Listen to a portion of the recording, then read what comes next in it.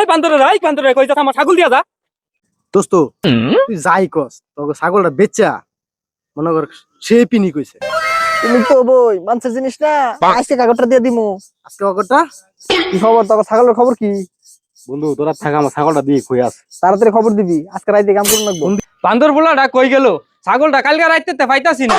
হ্যাঁ একটু খুঁজ যাও তো দেখবার ভা। এই বন্ধু জুজু আব্বাই কাছে।